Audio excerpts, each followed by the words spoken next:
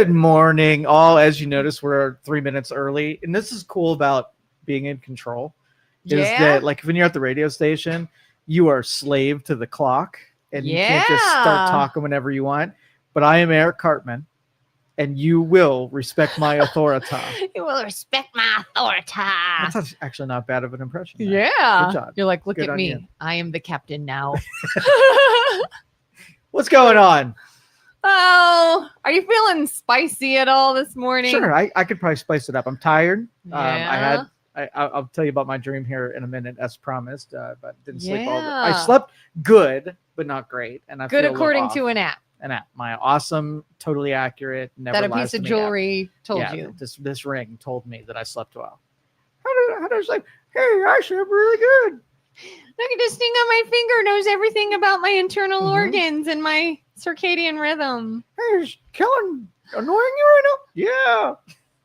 I used the wrong. You're so voice tired. back. You're talking to your finger. It's like red rum. Yes, Red rum. that's exactly right. That's exactly right. So welcome everybody. This is Youngstown's Talk Channel. Where's our comment section? You get don't it have the doesn't right it doesn't screen up. happen until 9 o'clock, and we're a little bit. This is bonus footage. It does it on its own. It does not. That's total lie. Total horseshit. Red rum. Red rum. Red rum. So I was total badass in my dream. So let me tell you about this. So Yeah. I dreamed about my wife and my son. We were out standing in front of a restaurant on a curb, and some dude came over and inappropriately touched my wife. Right. Weird. And I turned around, saw it happen, went up to him. I punched him in the throat and I killed him. Right. And like 2 seconds later, the detectives were there to find out what happened. And I said the most badassery things that a dream can actually, deliver. And it was great. You want to hear the? Yeah. So the detective said, we're investigating this, making sure that this wasn't premeditated.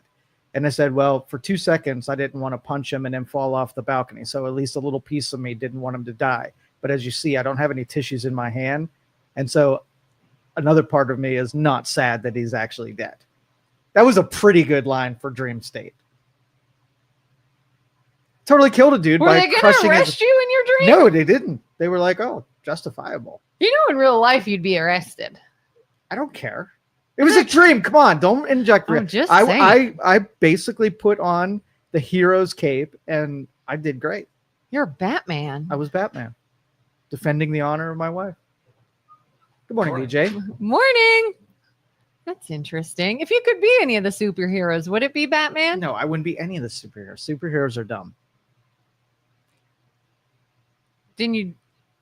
Weren't you just comparing yourself to superheroes? Well, the metaphoric superhero. Metaphoric there's no superheroes. actual superheroes here, so you're just using that term to describe someone who acts superhuman. But honestly, probably the best superheroes don't have any powers that are from alien. Like Batman. Batman doesn't have any powers. That's true. So maybe Batman's the only real one that is, you could actually do. He's the only true vigilante. Not like some weird alien power magician, just a regular guy in a mask and a cape. That's and right. for some reason, people can't tell who it is because this part's covered up. Yep. And all superhero movies show everything but this part. We can't tell who he is. Don't even change their voice. They sound the Even freaking Christian same. Bale that has that weird way of saying his S's. I can't do it. Mm. Oh, Bruce Wayne says his S's the exact same way. Mm. What a coincidence. But I did wake up this morning and I went outside and I breathed in. You touched grass. The non-government air. It was great. Oh. Only 6 hours after a government shutdown, all that government pollution, dirt and filth was out of the air. It was great. Hey, I didn't even see. Are we shut down? Yeah. Okay. Yeah, we shut down.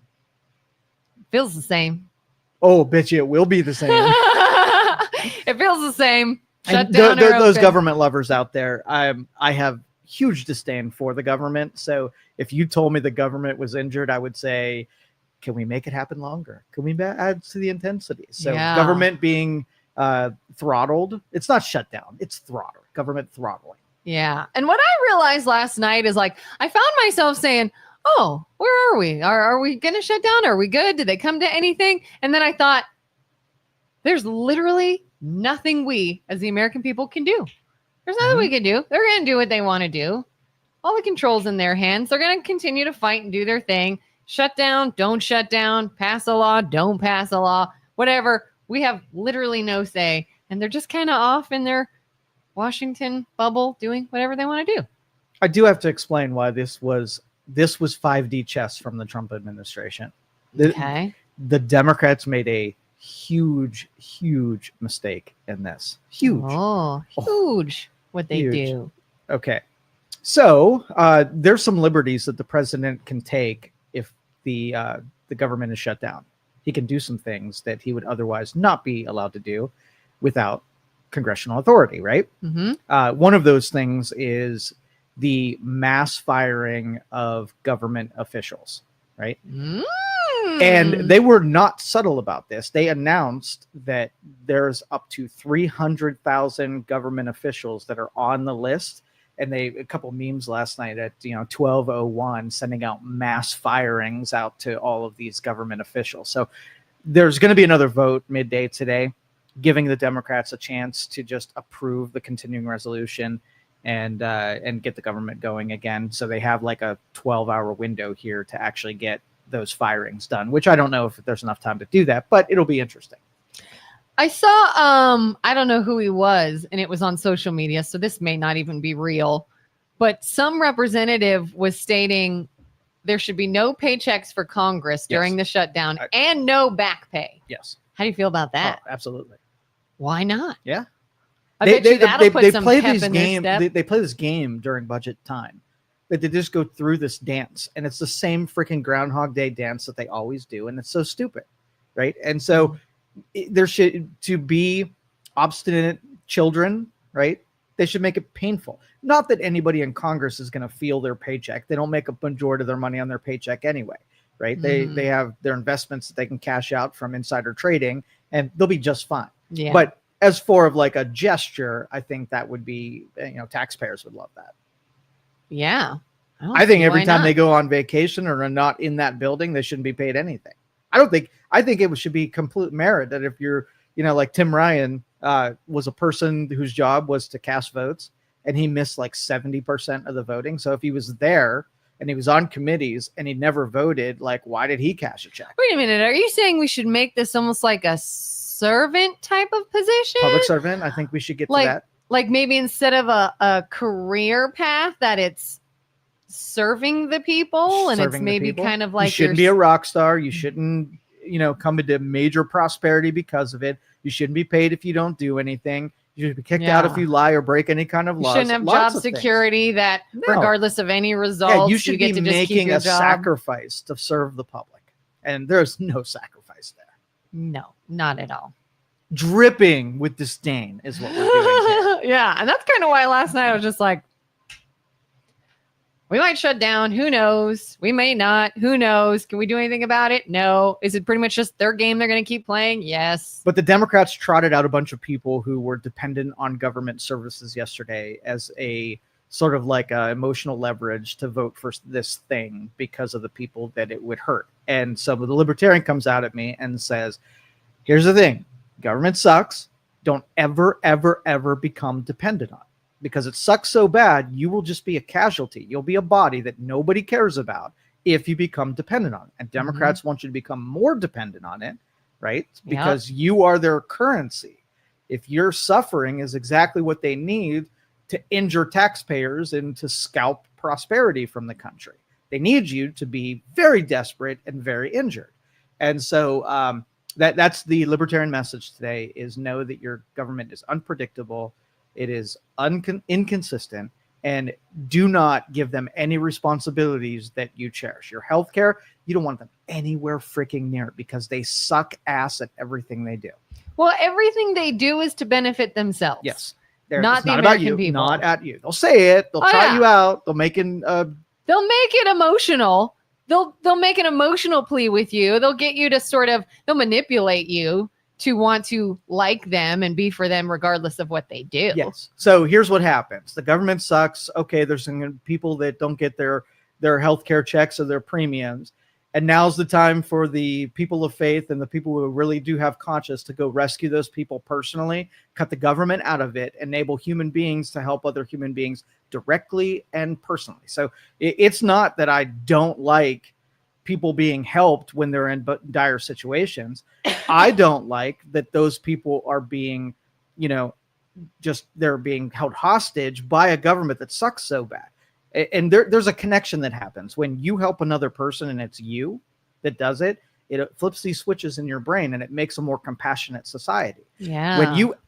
When you think I'm so compassionate, I want you to go to do the thing and I want him to pay for it. There's no switches that flip, right? All you did was you're a dictator that are forcing other people to do your bidding, and you're never opening up your conscience to care for other people at all. You're just a tyrant that controls other people. Yeah. I love to ask, like, when people are like, well, the government should be doing this and they should be doing this and they should be giving this person this. I'm like, what did you do today? That's exactly right. Though that is what we've become. And it's under the guise of compassion and caring for other people, but it's not that at all. It's all a ruse. And, the people are empathetic. And so when you trot somebody out there and say, hey, my kid's not going to get their medications today, then you're like, well, let's do something about that. Yeah. Right? And then you say, okay, well, here's what I want you to do. I want you to get in your car. I want you to go, here's their address. I want you to go buy the medications and just give it to them. Right? You pay for it. And then we can keep the government out of it. Well. Isn't it so interesting? We have things like GoFundMe and all these different little fundraiser options.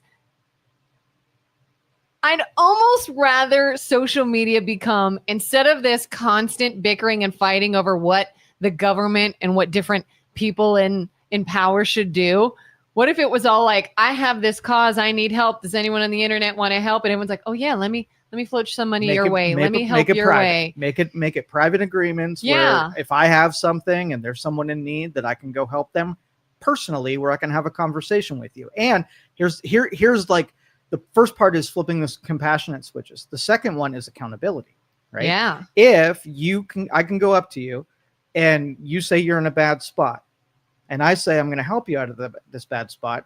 And I also want to know what put you in the bad spot. And I'm going to give you maybe some insights or some angles on it to not get in a bad spot again. And I might even shame you. I might berate you. I'll help you, but I'm going to give you some guidance so that you don't get yourself in that spot. What the government does is when they need you to be in peril, they have every incentive to keep you in peril forever. They're not going to tell you, don't do this thing, right? Mm-hmm. Because if you do it, you're going to be in shit spot, and I'm going to get you as a voter forever, because now your plug, right? Your distributor, your dealer is going to be there for you. It's going to rescue you. Yeah. I mean, there's been times in my life where I've helped someone and then watch them continue to do the same things that cause them to need help. Yeah. And I'm like, sorry, then I'm out. Like, it's one thing if you're in a bind, but it's another thing if this is just your life now, is living off of people because helping the definition of help, if you knew someone that was suffering illnesses because they're overweight, right? Mm-hmm. And if I say, I want you to help them versus I want you to enable them. Yeah, right? Yeah. Do you know the difference between those two things? Well, help would be putting them on a path, right? So first, they obviously, if they came to you for that kind of help, they've hit an obstacle that now is sort of like the bottom of the barrel situation, right? Yeah. So I'm willing to get you 1 inch off the bottom of the barrel, but I don't want you to end up there. So I'm going to help you change your ways so that you're no longer at the bottom of the barrel. So, hey, I have a drug addiction. Okay, I lost my house, I lost my car, I lost my job, I lost my family. Okay, cool. I'm at the bottom of the barrel. What do I do? Well, here, I'm going to give you some side work to do. And I'm going to make sure that you don't do the drugs anymore. The drugs made you end up there, and I'm going to help you temporarily in this moment. But the 99% of it is so that you don't end up there again. 1% is removing the obstacle. Government works the opposite. Where it's like, oh, you hit an obstacle because of poor decision making. Let me remove the obstacle and see you next week. Yeah. Over and over and over again. Yeah. It's like, instead of being like, well, let me stop the bleeding while we work on how you don't injure yourself again. Correct. They're just like, oh, let me just keep throwing these temporary fixes because I know that we get money to send to you, and that money stops if you no longer need it. And then we look like, we did something wrong. Whereas if somebody else says, hey, stop throwing money at this problem, it's useless, you're not helping them, I can then say, oh, what a jerk they are. Don't you see they're trying to stop? But that's a theme in all of money. government. The dude that killed on the train, the girl that got killed on the train, dude was arrested 40 times, right? And so the government wasn't interested in saying, let's get this guy to stop committing crimes. They were like, oh, he's on the conveyor belt. Okay, go see a court. Oh, now he's out of jail. Oh, he's back on the conveyor belt. How many times do they go down the conveyor belt? If you're always out of money, if you're always in illness, if you're, always suffering some kind of peril, let's not find out. Nobody is interested in finding out what is making you arrive there, right? Because what they do is they say, okay, well, maybe there's 10% environmental or systemic reasons why you're in that position, but there's 90% of decision making that you're just making bad. Which is easier to control, the entire system or the things that you do on a daily basis, right? Yeah. So your rehab should be changing the 90% you control and then slowly massaging. And you might find the system kind of corrects itself when you remove so many people from making bad decisions. And it's easier to fix a system that doesn't have 5 bazillion people dependent and addicted to those systems. So again, government's terrible. Make it smaller, help individuals. I mean, this is easy, reasonable, common sense ways of tackling problems when it's obvious that the other alternative sucks ass. Like, you can't give more evidence for it sucking ass is more than what we're experiencing right now. One comment says Batman is not a superhero. He's a criminal billionaire with a tool belt. Okay. Not a superhero. I agree with that. Vigilante. Christopher says Ace, both the dog and the Royal Flush gang member would disagree. What? Ace, wasn't that a superhero's counterpart? Wasn't Ace? I know, Christopher. We might need some more context there. Might have been on something we said earlier, and I just don't remember. Maybe I haven't paid attention to superheroes as much as I should have. Ace. Anywho, someone says, I feel like people have forgotten love thy country, fear thy government. Our founders freaking hated government. So everything that they planned was to keep something that they were fearful of and needed to stay neutered. And then we did everything opposite what our founders. So I'm on team founders. That's it. You can't argue with the genius of people who formulated this country. And we've done everything wrong. And I wish that I could bring them all back alive and have a podcast with them and show them everything that's going on and say, what would the founders do? Did the founders ever have the mindset of we are here to take care of our people? No, not at all. We're not going to worry about infrastructure and roads and money needed to fix broken things in our communities and anything of that nature and see what makes sense as far as law and lawlessness and all that. We're here to make your life comfortable and take care of you and babysit you until the end of time. Was that ever? 25% of them was arbiter, knowing the simple functions of what government was needed to do. And the other percentage, the 75% was keeping them constrained from turning into the tyrants that they just escaped from. 25% in doing the bare minimum, 75% in keeping it maintained as a very small footprinted responsibility. The idea of human rights. And I'm not talking about I have the freedom of speech and the right to bear arms and the right to whatever. But when you hear the term in 2025 of human rights and our human rights being taken away, are these things you think that the founding fathers ever thought they would have to be dealing with? They would say, that's not the job and responsibility of the government. Yeah. You should create private institutions that field problems and keep the government out of it. When did we make government part of everyone's personal business and lives? Well, Rush Limbaugh probably said it best that, politicians have their first objective is to be elected and reelected. Second one is to accumulate power. And third is to increase their prosperity. Right? So they have 3 objectives. It has nothing to do with you. The first thing to do is get there, right? They will do Mhm. everything in their power to get there. The second is to accumulate power because you can get stuff done, right? Yeah. And amass wealth and control people and elevate your standing in the hierarchy of power. The more you can convince other people to give you their power, because power is supposed to be separated and distributed with all people. The voters should have a majority of the responsibility. But here, what happens with apathy is when we get comfortable, we are at our absolute worst. Okay.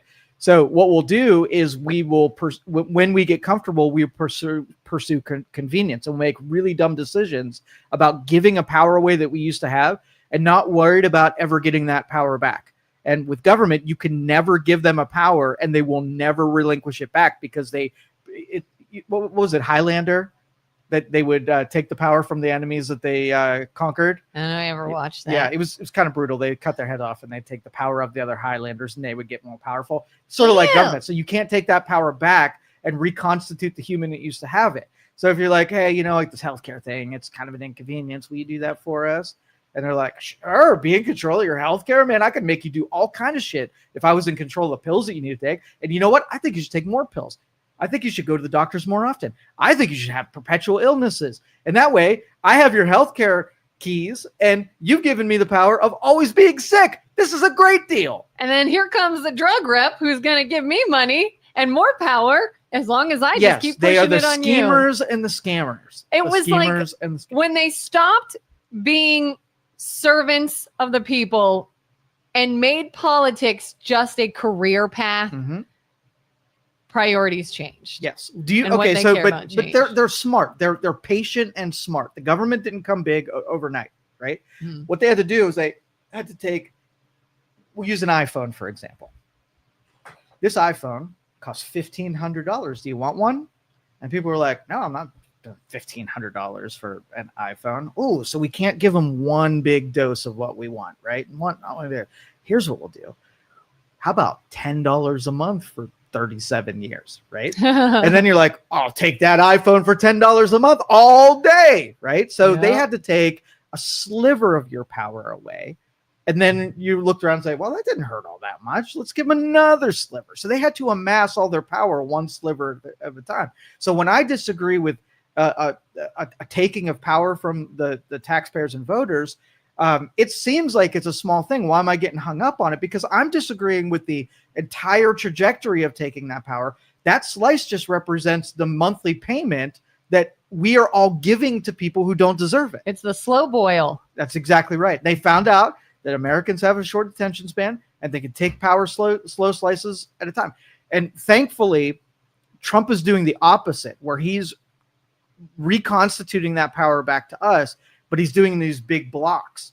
And you know what happens when you take the big blocks back? It's not as graceful giving it back in chunks as it was from taking it. So it would be like sometimes it's devastating. People will get hurt and injured because I got you addicted over the course of 3 years, and then I removed your addiction. Now you're dope sick from it for 2 months, and you're like, what the frick? Yeah, and then that's the bad person. Yes. Not the ones that just did it got quietly you addicted and more slowly covertly. over time. It's the guy that takes it away from you all at one time.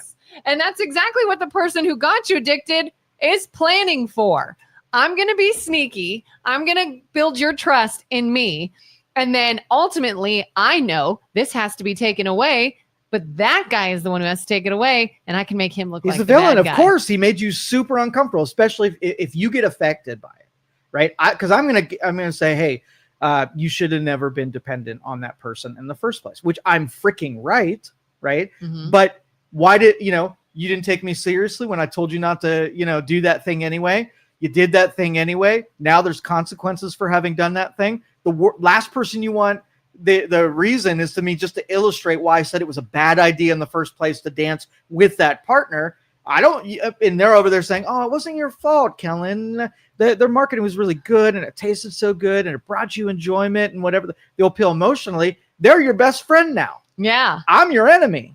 Oh, and the biggest, if this wasn't just such a wake-up call, if people did not see this, then there is no hope. When the whole Tylenol drama started, mm-hmm. instantly, I saw one side immediately start literally saying, it's not your fault. It's not your fault. Don't listen to him. He's a jerk. It's not your fault. And I was like, nobody said anything was anyone's fault. Like, we literally just said, here's an interesting whatever. Let's look at this. Could there be something here? And what did one side do?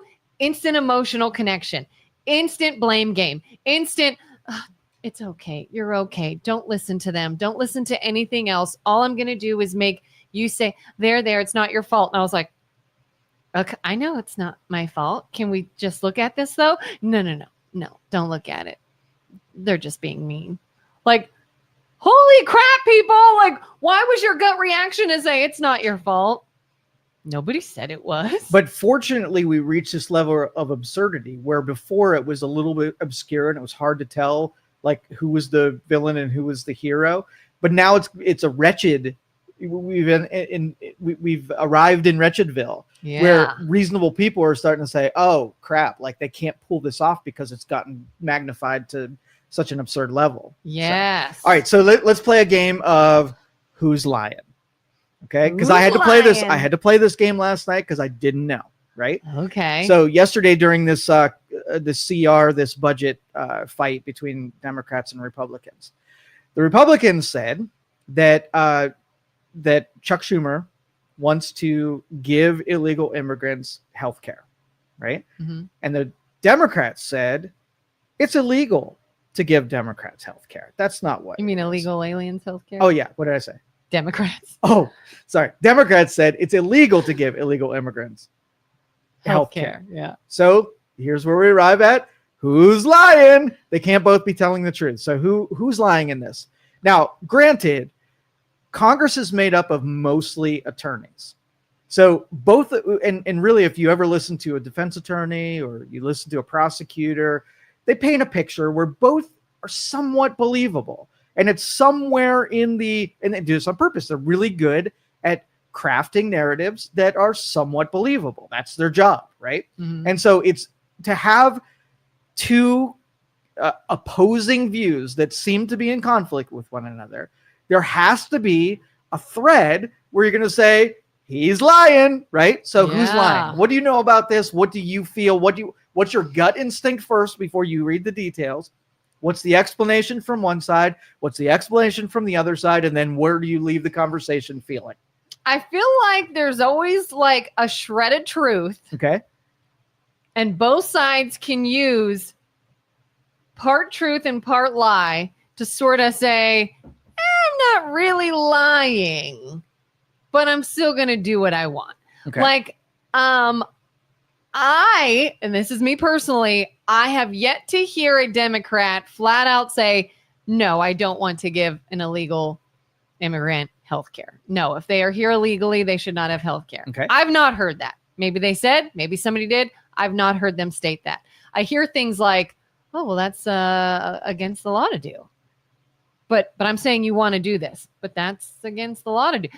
So do you? Like, there's no yes or no. I even saw an interview recently. I don't know who she was, but it was a representative. A news reporter came up to her, Democratic representative, and she says, hey, are we having issues because Democrats want to give healthcare to people who are here illegally? And the representative said, stop doing that. You're being divisive with that question. She's like, I'm not. I just want to know, do Democrats want to give healthcare to people who are here illegally? Yes, you're trying to get me to say something and you're trying to start an argument and you're spreading division. And so I'm not answering that. And I'm like, just answer the question. At the same time, I could see maybe the right pointing at someone in particular and saying, you want to do this? Well, show me that they do. Show me what they did. Maybe there's evidence to that. Maybe there isn't. Are you going at the right person? Are you going at the right group? You know, like, to me, there are just so many different variables, which is why they are so sneaky, which is why this is so difficult and not black and white. All right, so let's brass tacks it then. Okay, so as this Stephanie says, what are the facts? There are a lot of broad statements made to placate. For starters, they refuse to say illegal immigrants. So let's get the brass tacks. So the real question is whether or not, if Chuck Schumer was able to get his $1.5 trillion addition to that budget, would illegals get medical coverage? That's the answer. That's the brass tacks answer. Yeah. And Mike Johnson described it this way. In the Big Beautiful Bill, right, they basically took Medicaid and they upped the requirements for who qualifies for Medicaid. Now, this is separate from, there are some communities like California and New York, who they cover healthcare at the state level for illegal immigrants. We're talking the federal level. So that stuff doesn't count unless they cover the medical and then get reimbursements from the federal government. Then that would be sort of like a pass through, where even though you're not getting a direct subsidy, you're getting a subsidy in some way to the state. But we're not counting that for this discussion. You can make that argument, but that doesn't count here. So so when you increase a requirement, it means that there were people that were receiving it that shouldn't be receiving it. So you upped it and kicked 2.5 million people, or another number, 12.5 million people who no longer can get Medicaid from the federal government. So in that number, who was in that number? Well, it were people who were using fraud to qualify. So those were people who were illegal immigrants, but they weren't being given Medicaid because they were illegal immigrants. They were given Medicaid because they were fraudulently representing like they were a citizen.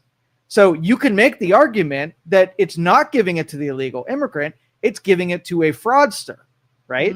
So you would have to connect two little jumps of logic to get to the point where brass tacks it. Were they illegal immigrant? Yes. How were they qualifying it? Because they lied. And now Mike Johnson's right, because if you reverse the standards and then allow those people back in to collect Medicaid, then you would be giving money to an illegal immigrant, but not because it was a lawful thing to give it directly to the illegal immigrant. That's the kind of finesse you have to take to know that if you undo the increased standards, you were immediately going to readopt the people who are taking advantage of the system that shouldn't have been there. That's the brass tacks version of it. Yeah, which is why it's so much more complicated than yes or no. Yes. Did you lie or not? Right. And they're like, I didn't. I said this, and that's true. It's true because A equals B equals C. Exactly. And that's why it's true. And again, those are when people in that industry, they make legal arguments that are really hard for regular people to follow because they jump so many times to be able to make their point of the argument, because it's not a black and white. If it was like, okay, we don't want people to take drugs. Okay, make drugs illegal. Okay, now nobody's using drugs. And then reasonable people are like, that's like maybe takes a percentage of the people who stop using drugs because they're illegal. What about the people who don't adhere to the law, right? You still have people using drugs, and we just don't want people to use drugs. Can you do more? Can you do something else? And so that, like I said, first thing is to make it illegal. Yes, it is illegal for an illegal immigrant to collect directly Medicaid, right? Mm-hmm. And then you have attorneys that make it so that even though you don't qualify for it, let's figure out ways of still getting the thing we don't want to happen to you. And that would be your defense attorneys try to, situate some kind of weird logical jump to make that. Yeah. And that's why, and it's so frustrating that like the people don't see this. That's why it's so frustrating when we all start arguing with each other, because we have been fed this idea that it is good versus bad. One side's good, one side's bad. If you're a hardcore Democrat, you hear someone's a Republican, you instantly have some feelings about them, and vice versa. Why? Because I bet you we would all think the same things are shady. That's shady. That's not a good thing. That's a good thing. But no. If you talk about it and you dive into something, you might actually come up with something that makes sense, and the government can't have that. No. Don't all of you look at how shady we are. So we'll push the narrative that if you even question, clearly they're just the bad so let's person. just say I had one of those. We're a podcaster. Talk radio all has this advantage, right? Mm-hmm. I could bring somebody in here who will be convinced when they came in here that illegal immigrants aren't getting Medicare or Medicaid, right? And I would explain to them just like I did you, right? Mm-hmm. And on the news, the host would say that thing. It's illegal for Medicare. And then the segment would end, and then the viewer would be like, wait, there was way more to say in this conversation than me saying my part, you saying your part, and then going off to a commercial break. Yeah. I would say, hold up. I just told you the thing that you thought was true. Either you didn't know it, but now you do, right? Yeah. Yes, it is illegal, but people are receiving it because X, Y, Z. What's your response to that? And I would, if I were in charge of television shows, I would not be done with a debate after someone just threw their canned answer out there and it doesn't make any sense to the viewer who thinks, wait a minute, why didn't they push back on it? Why didn't they say more? Why didn't they keep hammering at each other till they came to you either admitting you didn't know something or you just want to lie about it, right? Yeah, like if someone's like, oh, that person's a racist. Really? Well, do you see where they gave to this African-American cause? Do you see that they employ African-American people? Do you see that they stood up for the freedom of that person to do this and that? Oh, well, thanks for tuning in. Like, no. What's your rebuttal? But we are so accustomed to watching that untruth happen in front of us, where the media can take a stance that misinformation is, the poison of our culture. We'll participate in the poison of our culture every stinking day by allowing a segment to end without rooting into why that person's talking in the first place. Every viewer needs to know truth. And if I had to watch 5 different interviews to find out whether or not illegal immigrants could get it, I got one person telling me they could get it, and I got another person telling me they can't do it, can't get it. And I'm like, I just want to know which it is. Which is it? Somebody's got to be lying. And I took the time to explain it to everyone, but I'm sure there's someone even watching and listening right now that would have something to say in addition to that. And I would keep drilling. I would just make you say either number one, you didn't know any better and you're just too ashamed to tell the truth. And if that's the case, I'll get you to say that. If it is that you just don't like that answer and your job is to propagandize to me so that innocent bystanders are not going to dig in for themselves, we'll at least have something to take away the conversation. But I'm going to get you to say that. It's going to be one of those things. I'm going to find out what kind of person you are. If you're just a propagandist for one side, you're no longer someone who I want to pay attention to. If you're a truth teller that's digging in for information, I'm going to pay attention to you because you're interested in truth. I mean, and like when Charlie Kirk was killed, we talked about Stephen King. He went online, he posted something totally false about Charlie Kirk, totally insulting, got all kinds of heat for it from people that were Charlie Kirk supporters. And then actually, and not that this makes it okay, but I was surprised that anybody came back and was like, I need to admit, I shared something online without looking into it. That's actually not true. That's what I get for trusting something I saw on TikTok and running with it. It was totally false, and I should have never shared that. Imagine if everybody did that. Mm-hmm. If everyone's like, oh, yeah, I was thinking that way. Here's why. Here's why. This is what I just watched. How could I not think that? And someone else says, all right, I see why you went with that. But do you see now how that wasn't real or that wasn't true? Oh, you're right. I see that now. Like the most common sense concepts are so they're like, it's so naive. It's so naive to think that anybody, we as a people, would have the common sense to do that.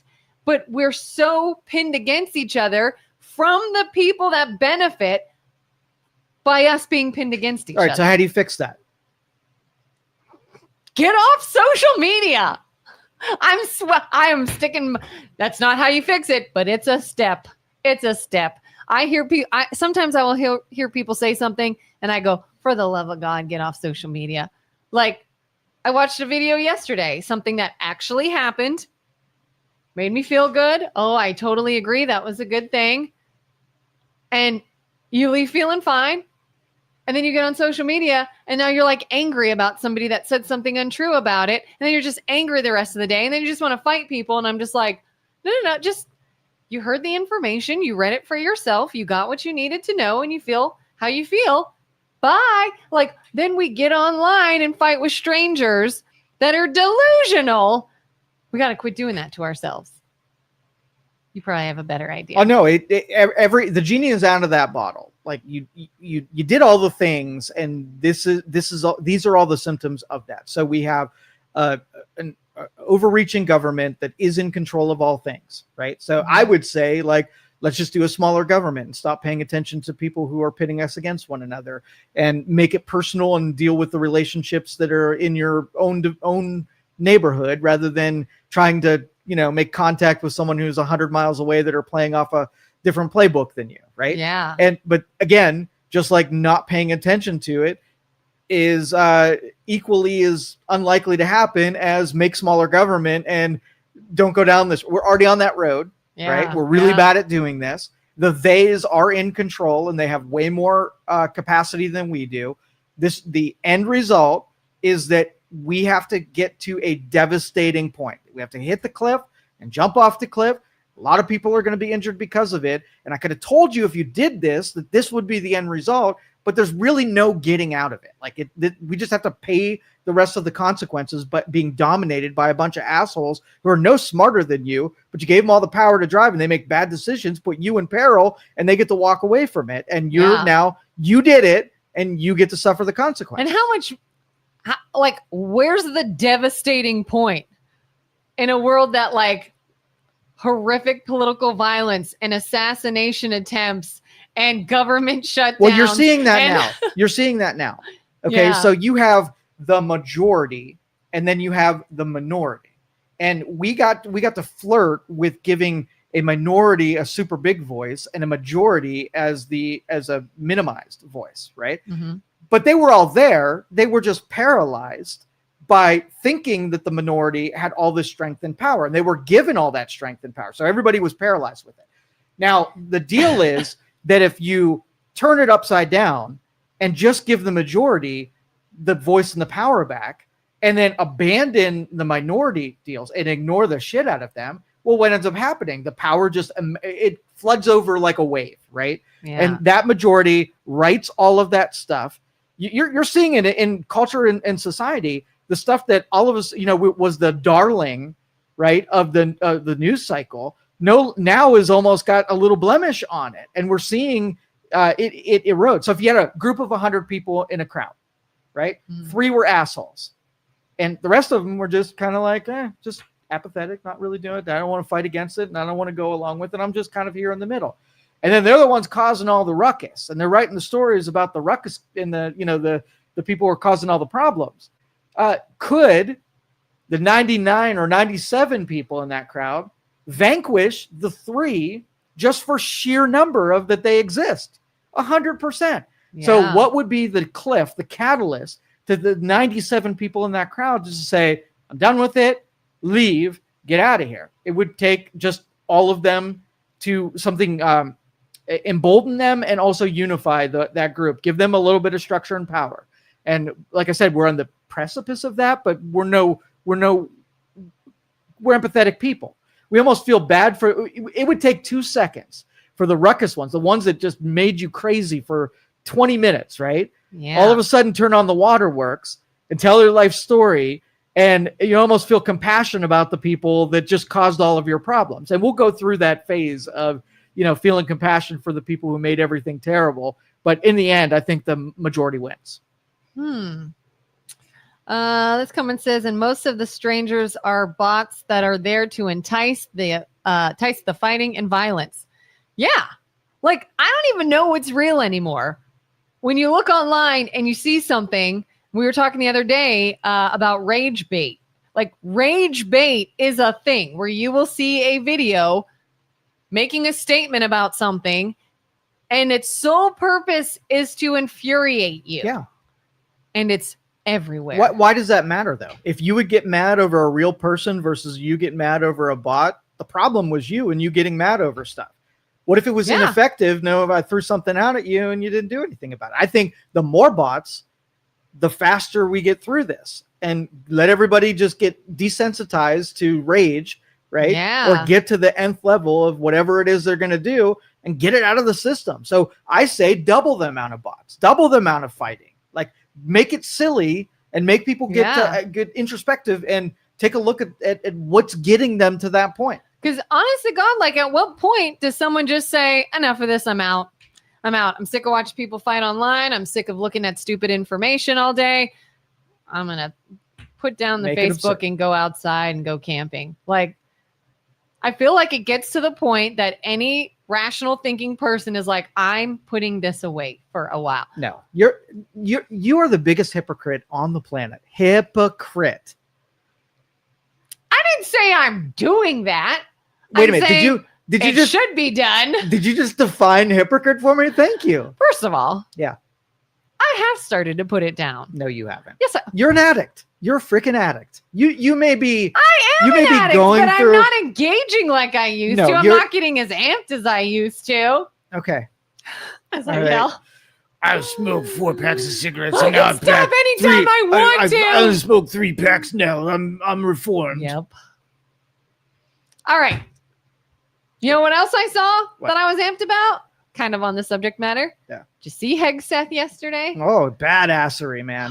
That's I'm all what about I was watching when I said I watched something in its entirety from the source, not what anyone said about it, felt some kind of way about it, and then you just watch the stupidity unravel. Loved it. I did too. Let's talk about Hegseth. Yeah. What are some of the good points?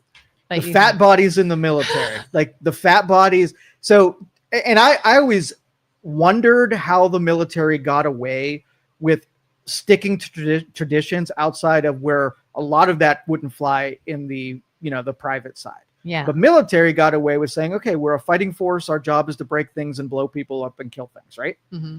And I want to put the best tools. Like if I'm shopping for a gun, right. And I have, I have my M16, I have my AK, I have a Derringer, and I'm picking the thing that is going to be the most useful for the circumstances I'm going into.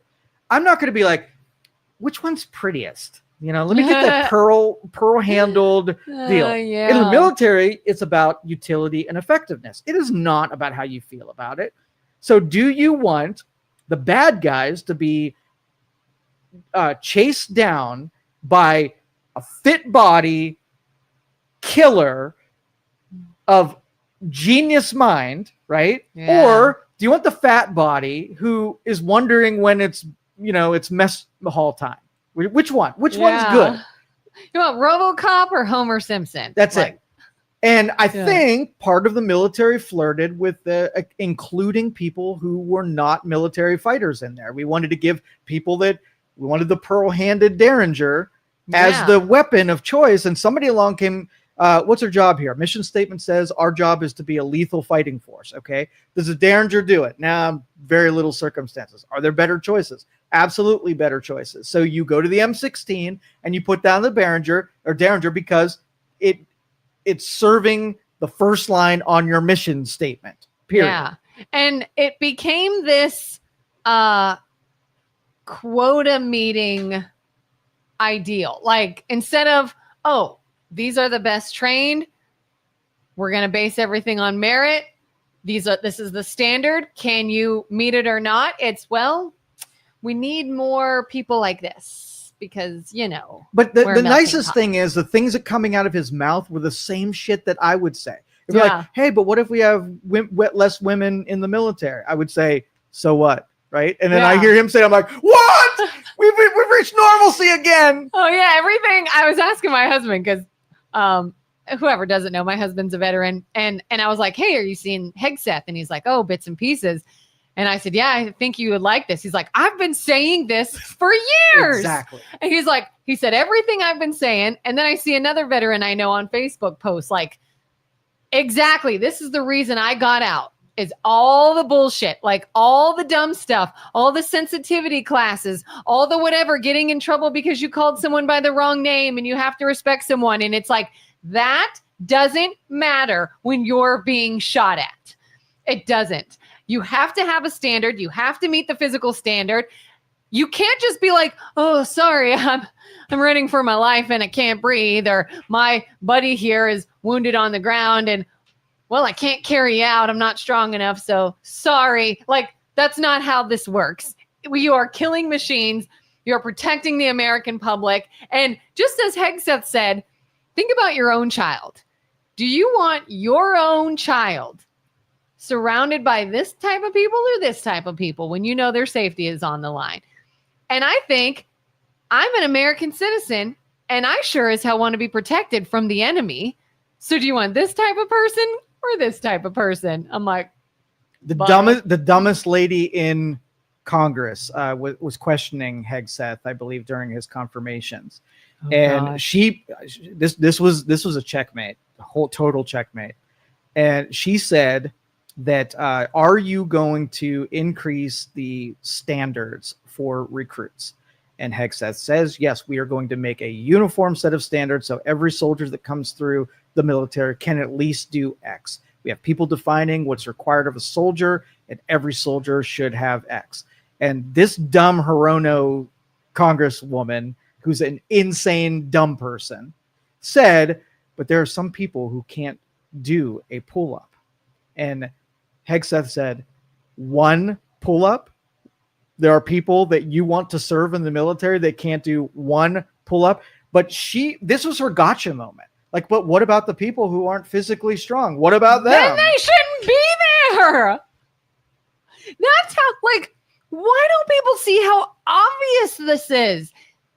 They're grasping at straws. They have nothing. There is no rebuttal because this is what makes sense. Sometimes the right answer just makes sense because it's the right answer. Yeah, and common sense will suggest that the majority of people understand if you have military, they have to be physically fit. You can't have bad eyes to drive a plane. That's common sense, right? If you got that, remember Fish Eyes from one of the airplane movies? It was Hot Shots from Hot Shots. Hot Shots. Yeah, you remember that dude? Oh yeah. Yeah. So you can take a function of what they're supposed to do, find out what they need to be and know and can do, and then go after only those people. And when someone comes around and suggests that, hey, you're discriminating against people with poor eyesight for flying planes.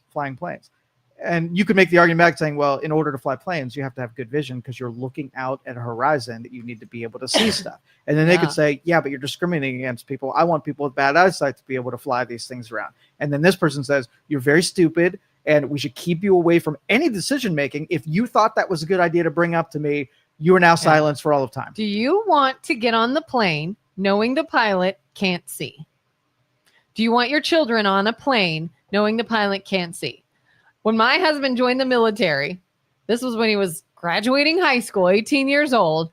He told the recruiter, I want to be a Ranger. I'm going into Ranger Battalion. And they're like, okay, well, we'll see. And he's like, no, I'm doing it. And one of the reasons is he's like, I'm not being surrounded by the screw up that was forced to join the military to get his act together. Turn your life around. You keep screwing up. You're got into drugs. You're breaking the law. You're just this delinquent. And to get you turned around, we're going to make you join the military. He's like, it's not who's got my back. I want a unit that I know are the fittest, are the fastest, are the best, who want to be there, who want to work to be there. Yep. That's who's watching my back. And highly qualified. Yes. And I'm like, that makes sense. That makes total sense. Well, and they do group. And on purpose, they take the people that really shouldn't be there. And at least if they hit the minimum requirements, they don't put them in charge of great things as a entry level, private, right? Yeah. They feel them out to find out where their skill set is, what they can do. But they set a standard to eliminate people. That is the point of a standard, is to get rid of people below the merit barrier, right? Yeah. You don't just start out at the top. No. You advance over several years. After much review and evaluation and testing, and can you meet this standard? Because it makes sense. Like, and he even said in so many words, like, this is the United States military. We are here to kill people, to protect. Like, this isn't a participation trophy. This isn't a everybody gets to play. Go elsewhere for that. Well, the people that were in front of him this is probably the most meaningful part of that speech, is these were all officers from every department in the military. So some of these, I'm not saying all of them, some of these really never went through the whole military training thing, right? They get to wear the uniform and they get the ribbons, but they didn't go through. I think everybody in that room should have gone through the shit and deserved to be there. So their deal is, some of you in this audience got a really good deal to be here in the first place. and you wouldn't pass today's standards. So I'm going to get you in shape and make sure you're serious about being part of the military. You should be an exemplary, an example of what the military is. You're not like an exception because you got appointed by someone. Oh yeah. I still don't understand why we have two tracks in the military, Right. officers and NCOs. It makes no sense to me that officers basically go to a classroom and they learn how to fight wars from a desk, and they learn how to lead from a desk. And the NCOs climb the ranks of deploying, shooting, running for your life, blowing things up, getting in the dirt, and doing the dirty work. What? Like, why would you not end up as the head person in charge of everyone because you went through that? To me, that makes no sense. But even if somebody was appointed, let's just say you brought in a military strategist that they know the strategy, the implementing, carrying a gun. They're a small dude. So you don't want to exclude the small dude who can't pass the physical when really all you need him in the military is his brain. So you make him an officer, That's knowing a good point. But there has to be a standard where even that guy shows that he's willing to go through the molding and the training just like the other guy did. Yeah. And that's what my husband used to say is hopefully as an NCO, you get paired with a good officer that listens to you and they take your experience into consideration. They don't just do whatever they want to do based off of no experience and nothing. So yeah, I think that room, if it didn't already, I don't know, probably should have had NCOs in it as well. And people that lived through different things.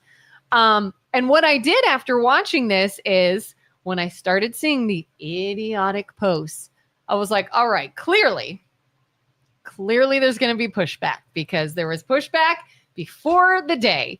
Everybody talked about, I saw one guy shared something that said, we're about to decapitate the military. How? Like Thursday's not even here yet, but you somehow already know what they're going to say and you know it's going to be terrible. Let's see the pushback.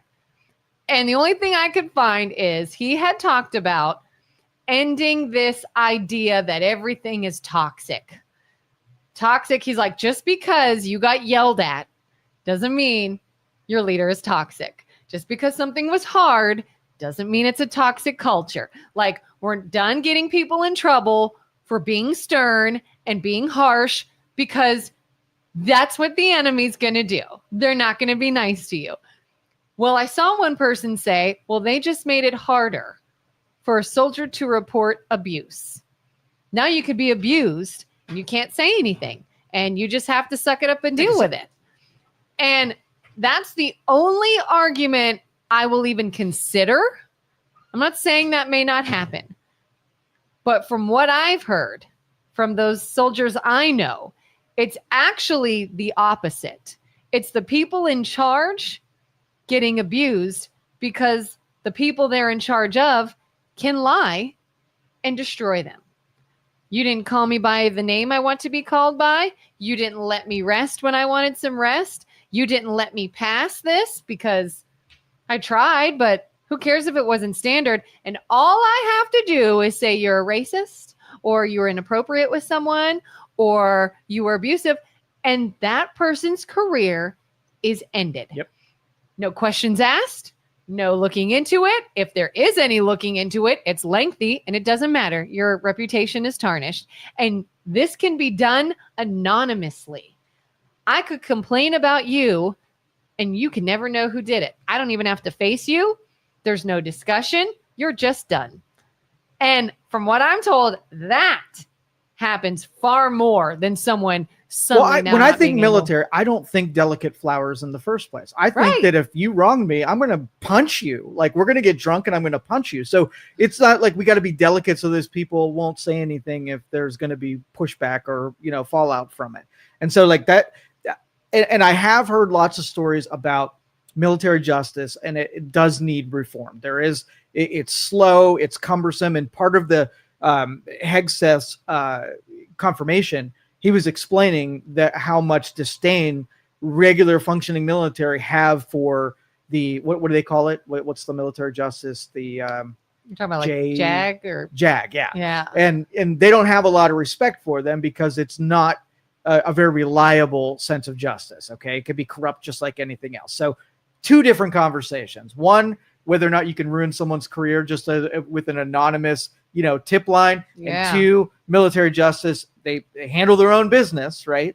But there's got to be oversight where that they're not also using that power of position, to hurt other people or not do, cover up crimes or whatever.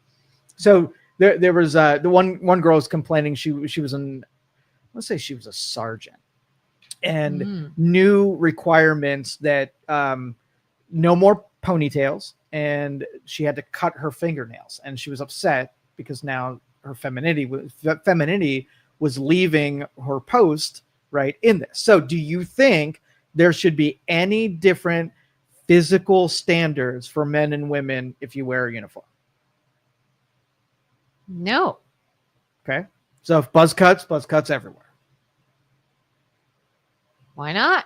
Well, when I was close to military stuff, women didn't have to cut their hair, but they had to have it like stuffed on their skull so that it wasn't a distraction. There's a reason for that. Yeah. Not only a distraction, but it can be pulled. It can be grabbed when you're fighting someone. It can be something that comes back to hurt you and be a benefit for whoever you're fighting Okay, against. so one of the reasons why military get their hair cut, right, is for hygiene purposes. Mm-hmm. You're in places where you can get bugs, and I don't want any guy out in the field that's got all kind of bugs in his hair. It could be a distraction. Yeah. So now how do you make it so that a woman doesn't have to follow that, and she could get bugs, I guess, right? It wouldn't be a distraction with her. So pick something and make it uniform across all people.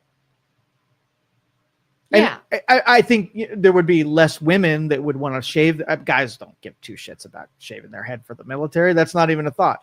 But a part of the identity of a woman and is her femininity, and losing her hair might lose that. So, but this is like a subtle concession that if we make it better with not uniform, I'm still uncomfortable with, because we're giving special exception to what if the dude who looked like Fabio, right? They're not giving him the chance, like, you know what? Your hair is really nice and you use a lot of hair products and whatever. Just put it in a bun like everybody else and we'll be fine. They don't give him that option. I don't know if I buy into the idea of catering to how you feel. Do you feel masculine? Do you feel feminine? Do you feel when you go to the military, you're part of a machine. You're a machine. That's it. You are a machine. Your identity disappears while you are active. It doesn't matter how you feel. It doesn't matter how you look. It doesn't matter what your name is. It doesn't matter what you called. You are part of a bigger entity now. You are a fighting, killing machine that protects people. You are there to serve. Okay, all right. Let me push on that real quick. And this is the only argument I'll really listen to. It's part 2 of the first one. Yeah. My war strategist, right, who's doesn't have the body to be a fighter at all, but we really need his war mind. And he would be a very good strategist. I have to make concessions to him. I have to give him standards, but it's not going to be the same as a Navy SEAL or an Army Ranger, right? Mm-hmm. Now, there are going to be some posts in the military that a woman is going to be exceptional at. And if I'm having trouble recruiting women to fill that role, I have to do something to get a person in that post. And if I have to give you a special exception for that post, not everybody, right? Yeah. But for that post, I can go poach the war strategist and give him special treatment. And I can post the standards for women's haircuts and nails and whatever to be able to go after and get you. That can be a separate unit. Yes. And one of the things Hegseth said is shave your beards. You got to look put together. That's the look. You want a beard? Go join special forces. There are soldiers that you can tell by the way they look. If you know they are a soldier, you can guess about what unit they're in because they have a long beard, because maybe their hair's longer, because they have whatever. They are part of something that look is required for what they're doing. If they're like, we need a really feminine female presence for this mission. Maybe it's something covert. Maybe there's something that we're doing to trick someone, whatever. By all means, that's part of the mission. But if you're a female and you want to be a part of this other unit that is not that, then be prepared to follow what that unit follows. You don't have to do this. We're not requiring people join. We didn't draft you and say, now you have to cut your hair and put your life on the line and follow these rules and deal with all this abuse. It's your choice. If you don't like it, you don't have to sign up. And if you do choose to sign up, then meet the requirements, because it's not about just looking tough, flexing our muscle, making you do something we want you to do. It's you will be killed if you can't do it. If you can't run fast enough, if you are not strong enough, if you can't shoot well enough, you're going to die. And then whose fault is it? So if we did separate and create these units, like we'll create the fat body unit, the ones who can't run a 10-minute mile and they can't do a push-up and they really like Maybe eating. we need them to look like civilians. And so we put all of them together in one unit, right? Yeah. And then we got the hot girl unit where we feminize all of them and dress them up and give them makeup and long flowing hair and whatever. Then you can pick out and say, what do we call in the fat body unit, right? Or call in the hot girl unit, and they can serve that purpose, but that's part of their identity as a unit. Maybe we need some really intelligence that look like civilians to be sort of undercover in an area. Yeah, the nerdy dude By unit. all means. Absolutely. I'll be in the nerdy dude unit. Like if a tall, extremely buff, well-built, chiseled man is just walking around and someone say, wonder if that's a soldier. Okay, that could be a detriment to us. Be like, call in the civilians where they are military minded, but they didn't meet the physical standard.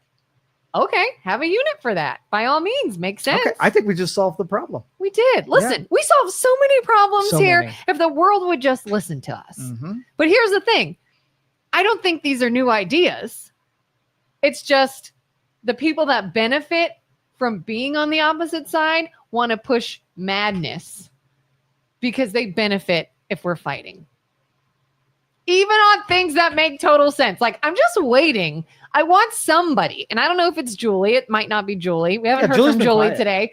Somebody push back on this. Like, are we missing something? Are we not thinking about something? Because it's so obvious. Like, it makes sense.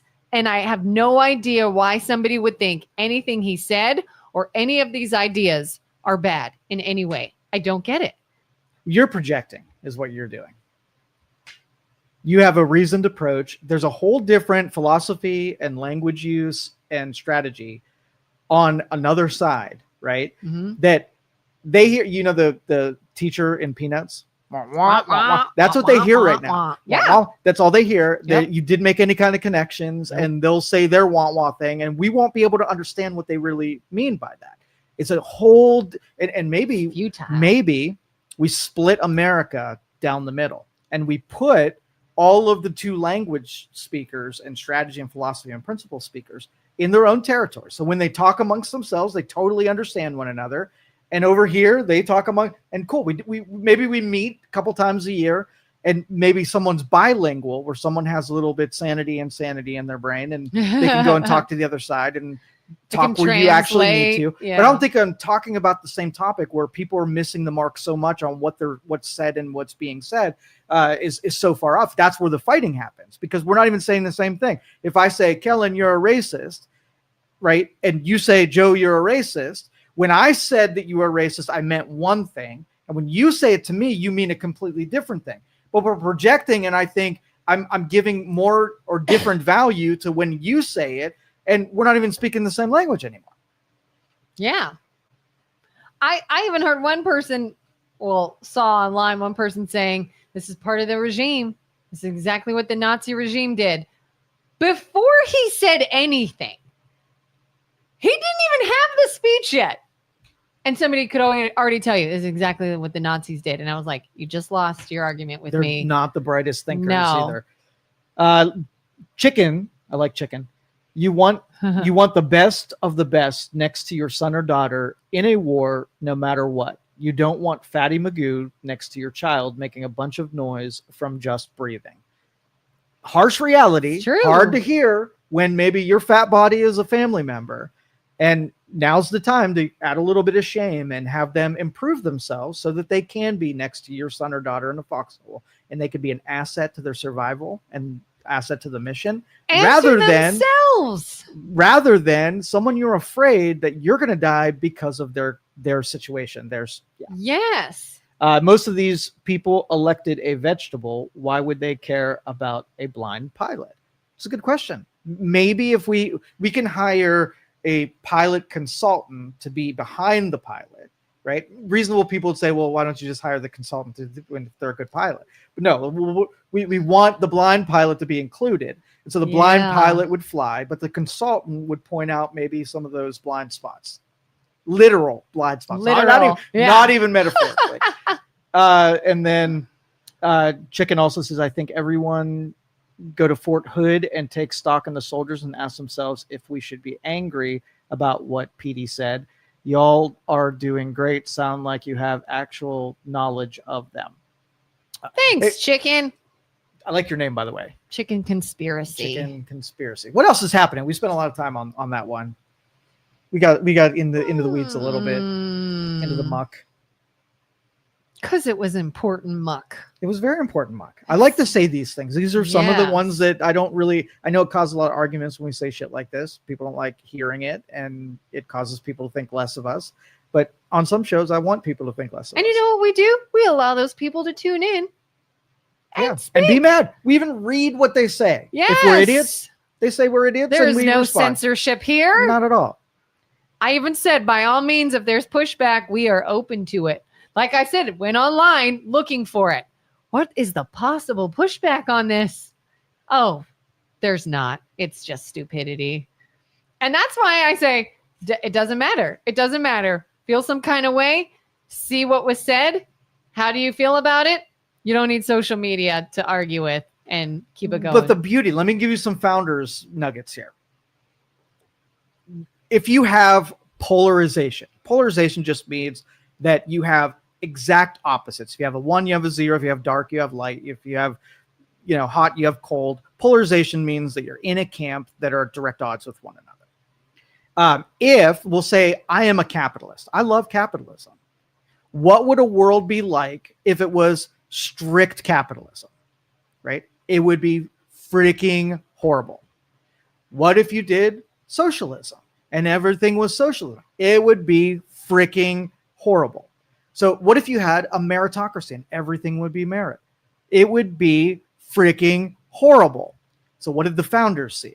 If you can get polar opposites across from one another and you could get middle ground and all of the best things from socialism and all the best things from capitalism, and if those two groups could stay honest about their argument, then you would make true concessions that everybody in the middle would enjoy the best parts of warring ideals. Right? Mm-hmm. Everybody knows this. It's in nature. It's in philosophy. It's in the founding of this country that nobody needs to win. It's the battle on those two odds that make the moderate society that we enjoy every day. It's only when somebody gets polarized to the point where they get delusional that, if I was a capitalist and you said, hey, you think it should be pure capitalism everywhere? If I was like, of course it should. That would be amazing. That would be freaking utopia.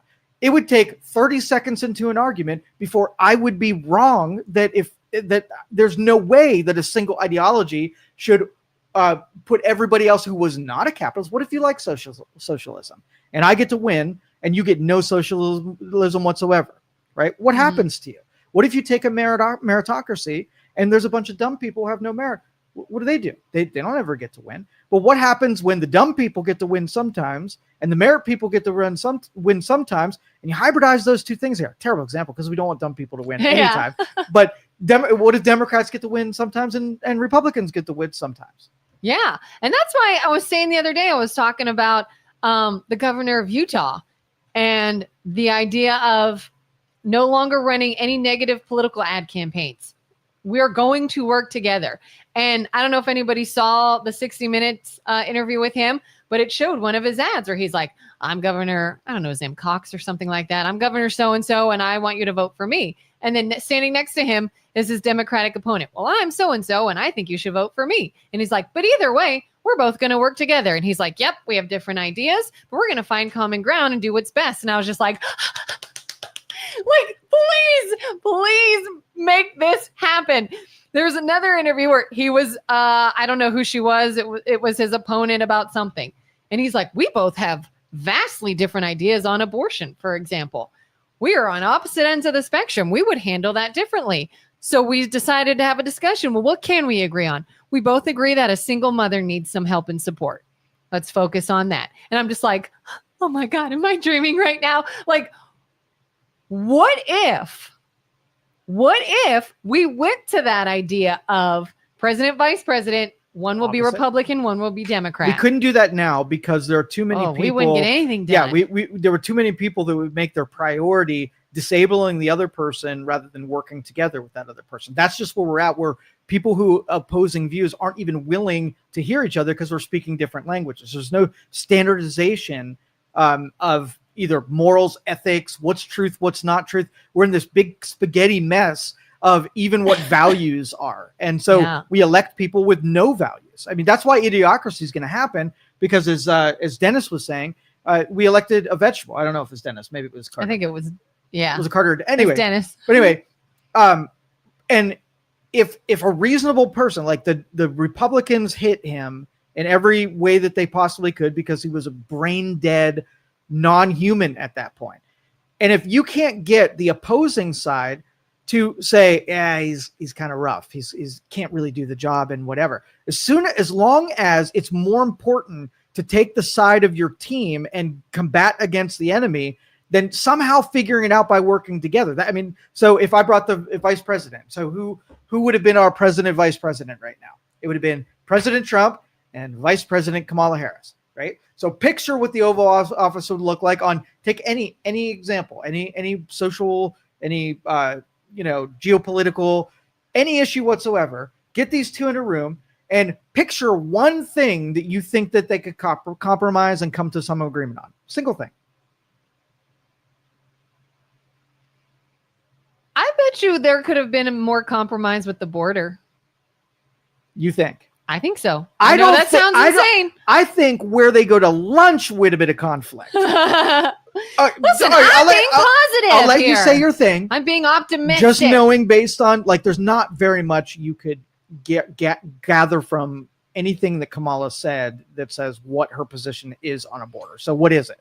Well, that's the thing is, I think if it were Trump as the leader and Kamala as the backup, I think he could sort of just bring her along. I don't see her as the strong, standing my ground type. To me, it felt like we need somebody here without a lot of guidance, if that makes sense. So really, if they were saying, okay, we have this border, people can come here, we want to be selective about who comes here, and we're going to keep illegals and drugs out of that border. Give me the opposing view that's reasonable. Like, she would represent the opposing view that, do you think she wants drugs? Do you think she wants illegals to come in? Do you think that we need to hand select the people from what they're good at or what value they can bring to the United States? Is there any of those things that you can reasonably say the Republicans are wrong on this and Democrats need to hold their ground on this part of it? Where would the compromise even be? Yeah, I mean, she would ultimately have to do what we would think. All right, well, let's give her my suggested why I think Democrats like illegal immigrants. I don't think they like the drugs. I think they're tolerating it just like you and I. They don't like the murders. They don't like the rapes. But what they do like is its voters. They can garner more power because the certain states and territories get more Democrat voters, and they want that one. So she says, "Is like, Donald, I just want to be completely honest and transparent with you. I only wanted the open border because we're getting a lot of Democrat voters. So can we make a compromise that still gets me Democrat voters? Where's the compromise on the one thing I think that's truly what she stands for but can't say? What's the compromise?" I think Donald's going to be like, "Oh, I'll give you some Democrat voters." Maybe we could just gerrymander. That's what he would say? I don't know. That's okay. All right. As long as this should bring Julie out of the woodwork. As long as there is TDS, they will never work together. And chicken Julie. for the vote. So anyway, and that's why I think compromise isn't there, because the foxholes that both sides are in, there aren't any unifying anything and any of the things that the American people care about. Healthcare, we can't come to compromise on that. I can't think of one. And the reason being is because it's not even so much that there's this group that's delusional, because we've seen the flip-flop. We've seen one candidate have a strong stance on something. It could be the border. It could be anything.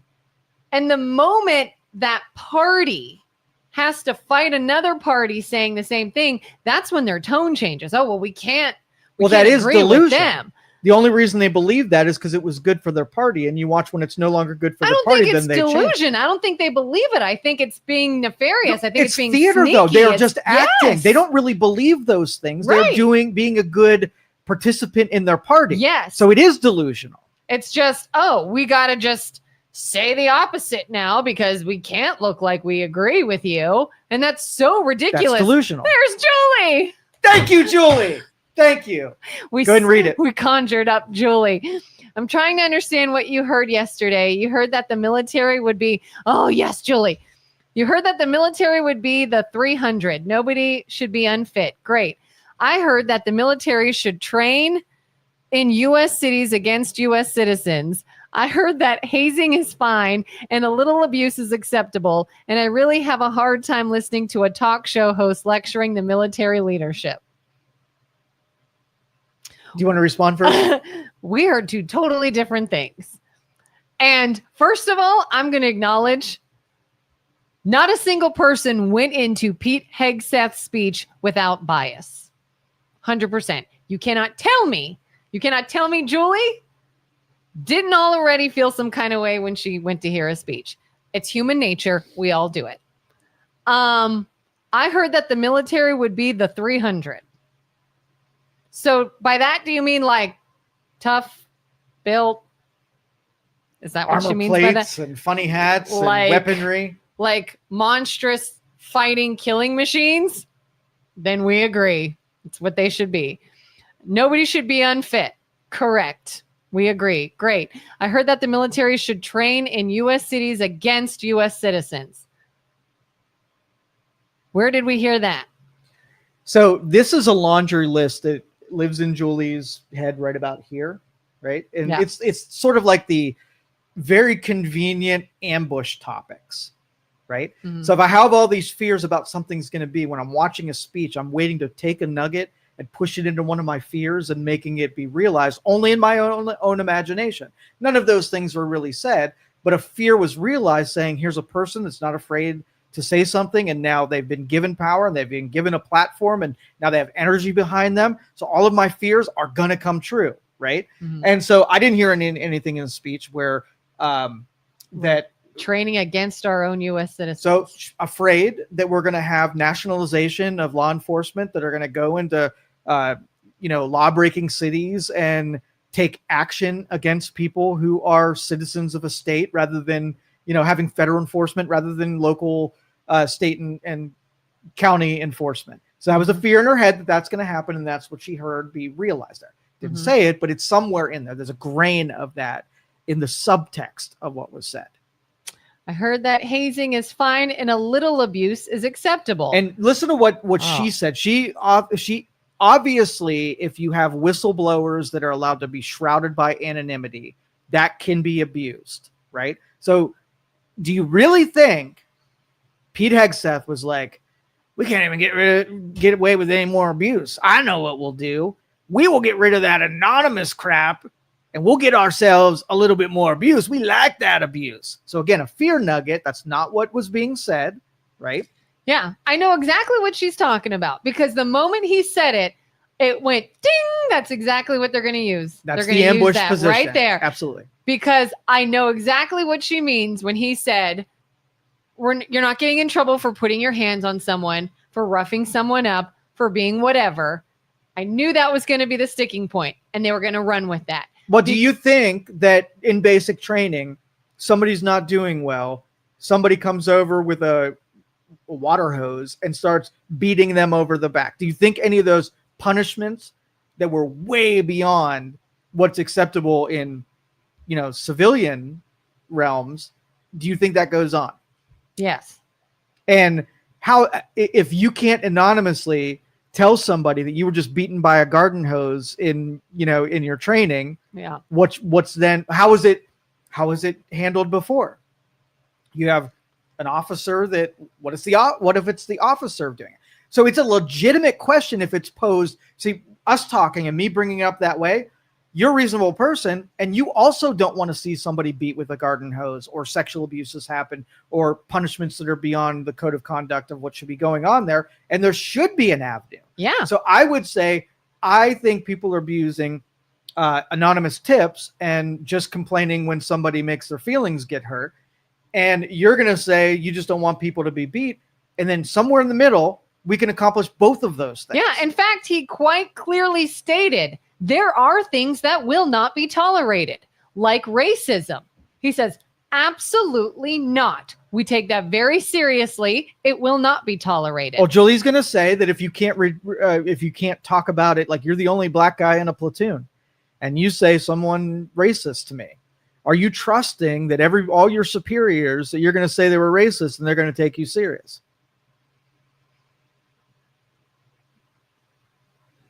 I wouldn't.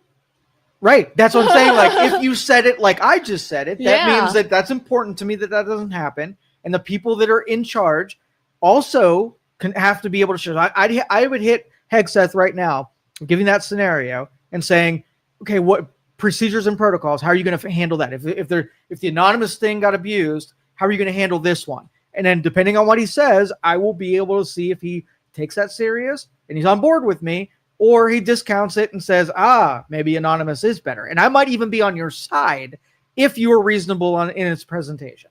Yeah. I'm teaching Julie how to communicate with us better. And I'll be honest, I'm a little torn on this idea of the hazing, the roughing people up. Obviously, do I want people blatantly abused? No. But if you're captured by the enemy, what do you think is happening to you? Do you think that you're going to go out there in enemy territory among bad guys that wish you harm, and they're not going to, I don't know, rough you up or make your job difficult or have to perform under extreme situations? I struggle with this one a bit. Have you ever been hazed? No. Oh, you don't know that. No. Yeah, just That's why I'm saying stop listen, I clearly stated I have different viewpoints on this. Okay, let me give you some hazings. Because I see both sides. I want to give you hazings, and I want you to tell me from a 1 to a 4 how serious it should be, some kind of obstacle to have that hazing done. So the new guy. So, wait, what's 1 to a 4? 1 means that's no big deal. That's okay. That's just guys being guys. And then 4 is like, holy shit, cross the line. Somebody needs to go to jail. Okay. I'm going to give you some. Okay. New guy on the tour. First day on, they're like, we're having a party on the 9th green. Show 9:00. And then you show up and nobody's there. And that's when the water. Is this Happy Gilmore? It is. That's hazing. That's treating the new guy, tricking him. Yeah. Is that a 1 or a that's 1? That's like a 1. Okay. Do you think it should still be tolerated at all? Yeah. It's mean. It's not nice. Okay. New guy comes in and says, hey, you're the new recruit here. The new recruits all put on a new recruit dinner. So you go make sure you pick a nice restaurant and you get situated for 100 people to show up. Make sure you get all the catering done before anybody gets there. And you find out now you just spent $10,000 on this party because it's part of your deal. You find out they were just joking with you. And now you're out $10,000 for a hazing. It's probably more of like a 3. That's a 3? 4. Okay, because now there's money involved. Yeah. All right. You're a young kid and you want to be like your brothers. This is not a personal story at all. You're a young kid and you totally want to go out hunting with everybody. And they're like, you could come hunting with us, but first you have to pass a test. There's these birds that only come out in the evenings. They're called snipes. and you have to sit in this bush. You have to sit in this bush, and you cannot move. You have to stay super quiet. We'll come and get you later, but you need to get a snipe before you can come hunting with us. And you sit in that bush thinking you're going to get this snipe. You're all dedicated to it, and you notice it's getting darker and nobody's coming. You haven't seen a snipe yet. It gets really late. By the time you get back, you're like so pissed off that they lied to you that there's no such thing as a snipe. Is that a 1 or a 4? Like a 2 or 3. Dang it! It's so mean to a young kid. It broke my brain and made me mistrust everyone. It's not me personally, but that's just I'm that acting, explains a lot. Okay, A lot. you're on a sports team, right? And the seniors decide that they are going to tape you to a flagpole in the stadium. 1 or a 5? 1 or a 4? Just tape you to the flagpole? Flagpole. Now you're strung up on the flagpole, and now everybody comes in and sees you're on a flagpole. That's probably more of like a 4. That's a 4? Well, are you fully clothed? Yes. That's probably a 3 or a 4, depending on the situation. I know that sounds weird, but like, is it a dangerous situation, or you're just standing there on a you're flagpole? just embarrassed now that you got attached to a flagpole. It's part of a hazing ritual. They hit a couple freshmen every year. I don't see that as a big deal. Okay. What about if 5 football players gang up on one of them and do a whole bunch of obscene things to them and post it on social media? It's more of a 5. That's a 5 off the scale. Obscene things. Yeah. Tim, that's definitely Not okay. a 5. It will go back to the military, and they take the new recruits and they make their life a little more awful than it already is in boot camp, and they get them in trouble for things so that they have to do duties that are beyond that kind of hazing. Like washing the floor with a toothbrush kind of Yeah, thing. they get them in trouble on purpose because that's just hazing. I don't think. Now, that's do that you big think deal. there's any value into taking someone new coming into it and psychologically trying to break them, like my snipe story? Not my snipe. I mean, the snipe story, not my snipe. Someone's snipe Someone's story? story. Yeah. Do you think there's value in breaking a person or putting frictions in a department that hurts a little bit, either through embarrassment or physical work or whatever? Is there a Yes. value in it? I think there is. Stronger psychologically? Yes. In fact, there are schools in the military that are completely centered around and meant to mess with you psychologically Okay. on purpose. Okay. So that's why I'm like, hazing.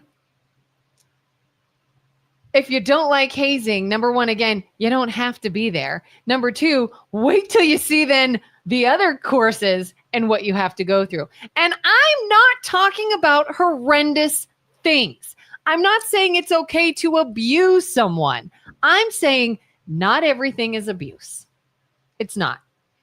Not Well, everything- if hazing has value, just make it part of the institution so that it's not left up to people who are just going to be as mean as they can think of and might not have thought it through. Because a lot of the hazing that happens serves no net gain for the person being hazed at all, for no purpose other than mean people who are able to be mean to you and whatever. Yeah.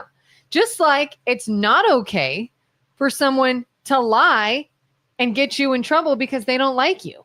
If I don't like you and you're my boss and all I got to do is say, hey, he was abusing me and being mean to me and did something Because you can inappropriate. think of it like one hazing in the military. They wake you up super early and they blast a horn in your ear and they make you do physical work right when you wake up and you got to make your bed. That's all hazing. That is Yeah. shown. Because what happens if you're overseas and all of a sudden there are mortars coming at you? Exactly. But I was sleeping. I didn't get a chance to wake up yet.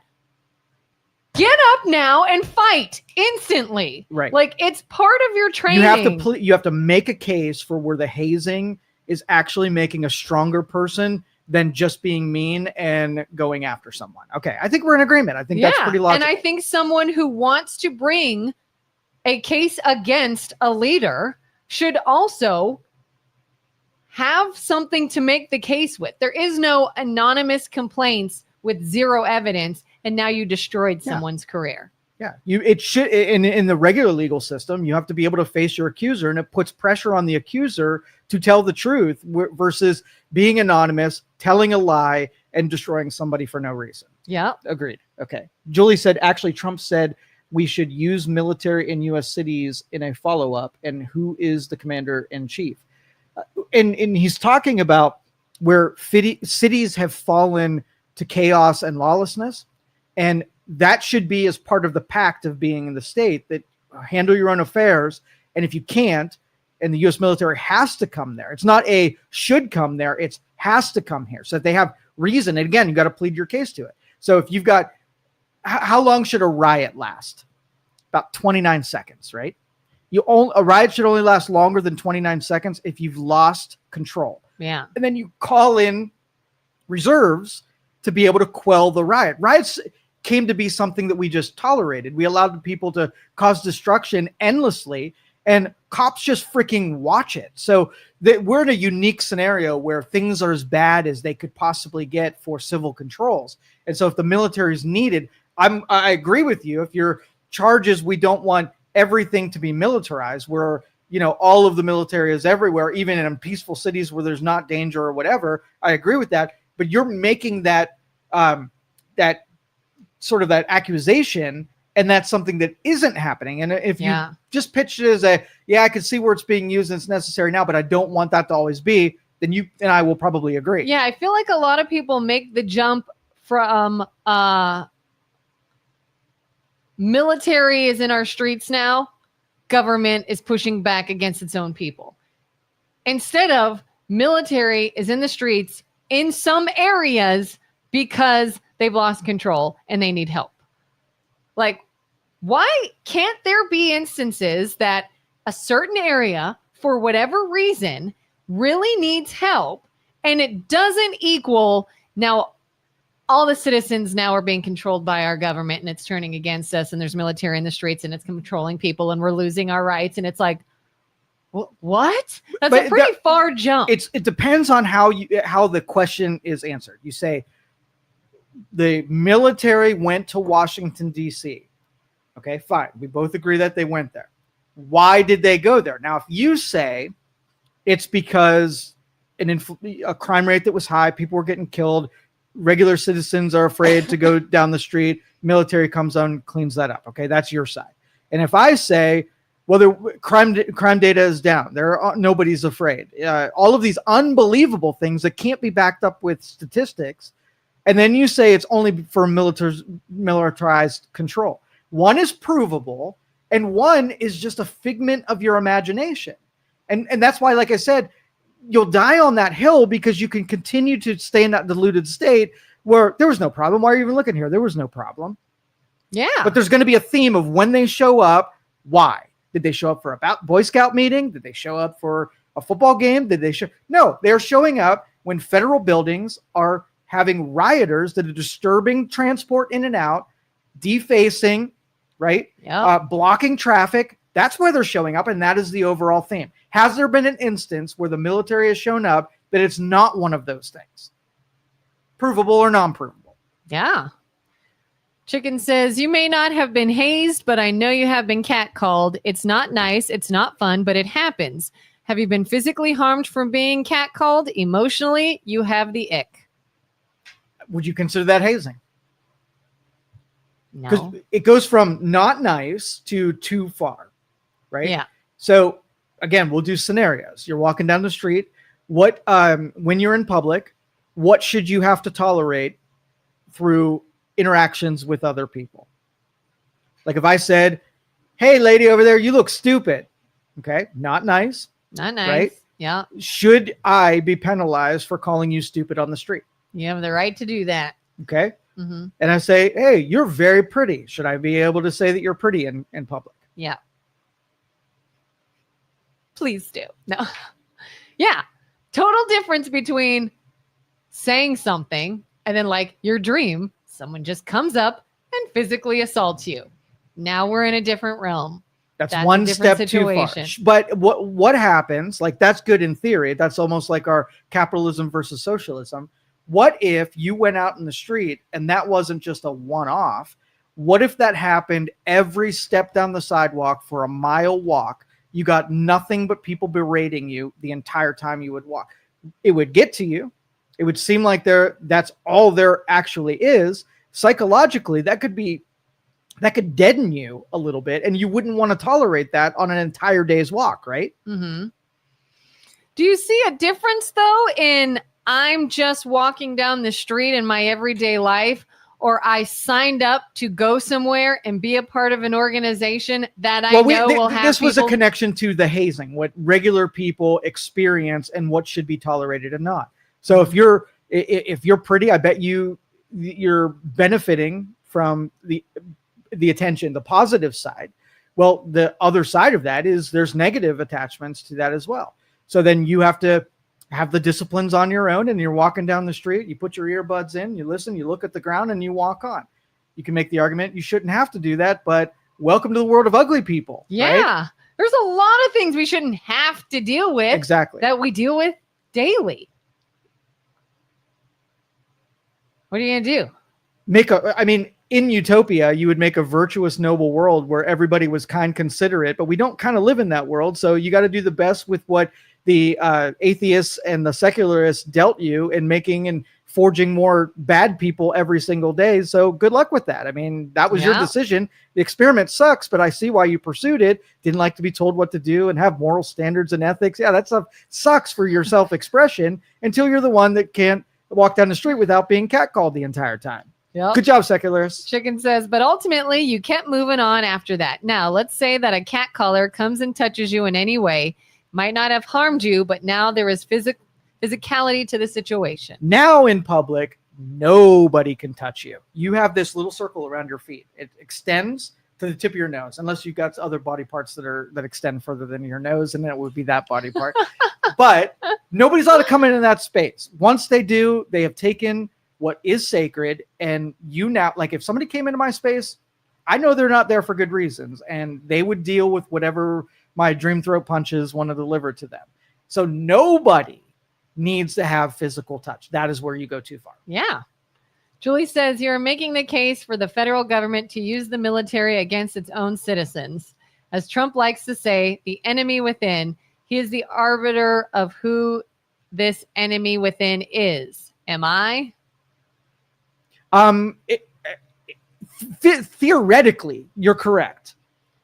Once you become a criminal, to me, like you've kind of detached from American citizen. You might technically be American citizen, but part of the responsibilities of American citizen is that you follow rules. Like when you don't follow the rules, you can go to jail, and then you can't be a free walking, I make all my own decisions. You've given that right up when you break the rules. So if you were sitting there having a cup of coffee, and you can say, I'm sitting in a chair and I'm allowed to be here. This coffee is mine that I paid for it. I'm in a space where I'm breaking no rules. Then the military is not coming after you. So far, Trump has not taken an innocent, right, and used the military against someone who was just minding their own business. Yes, you wanted to take that Garcia guy and make him into this dad who was lily white.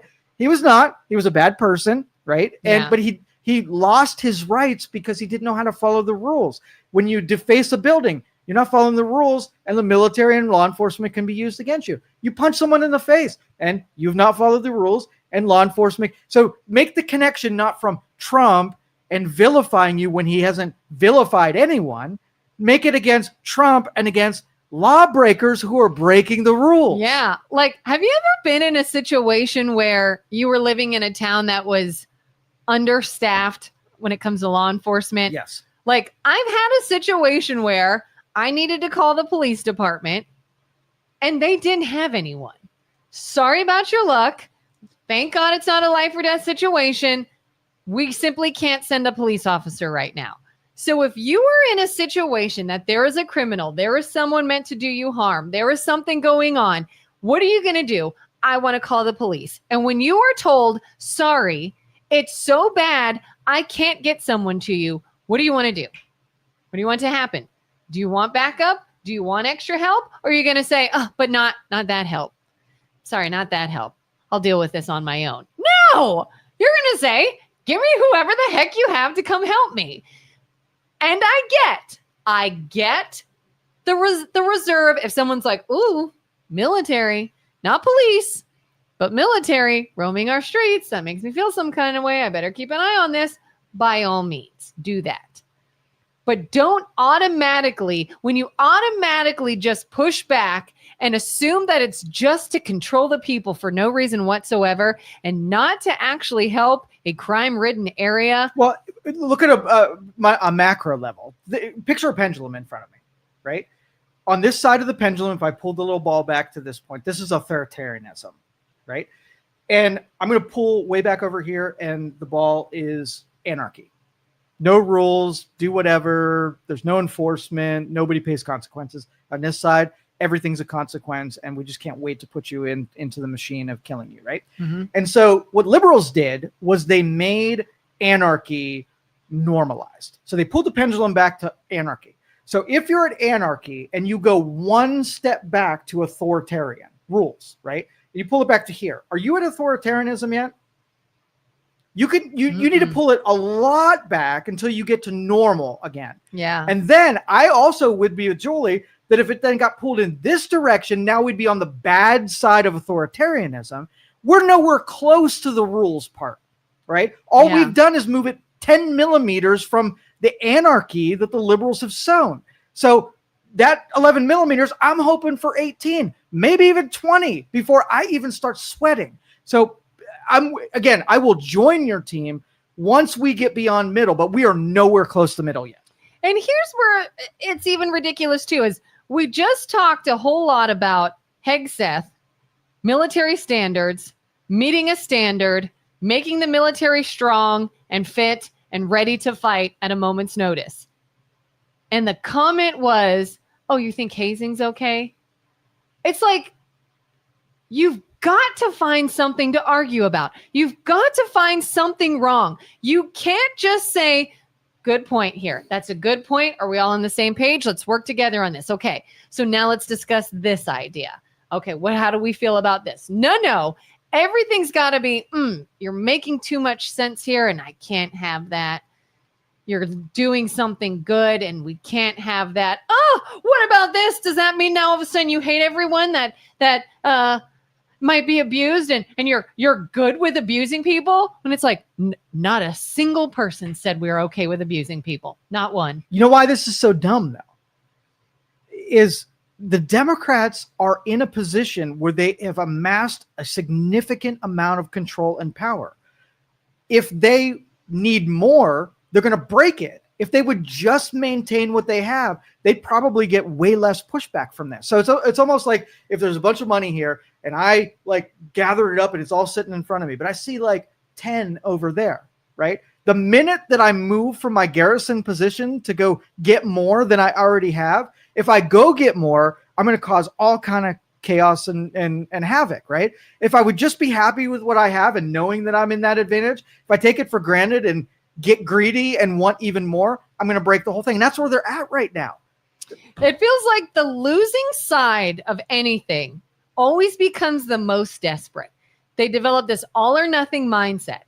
Like, oh, the idea of roughing someone up or, putting their hands on them does not automatically equal horrific abuse. If somebody says something flirtatious to me, I was not just sexually assaulted. There's a difference.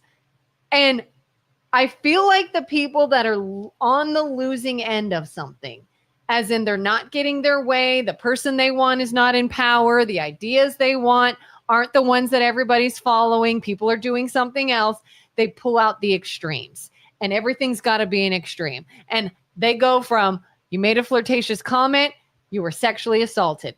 Not at all the same thing. And when Hegseth says, we will not tolerate this, we will not tolerate this, but this is okay because it's not that. No, yes, it is. Yes, it is. It's the same thing as that. And now you look crazy and you lose the argument. No offense, Julie. There she is. Did I not say he wants a fit military? So great. Should I ignore red flags? You guys love to ignore the red flags, and that pisses me off.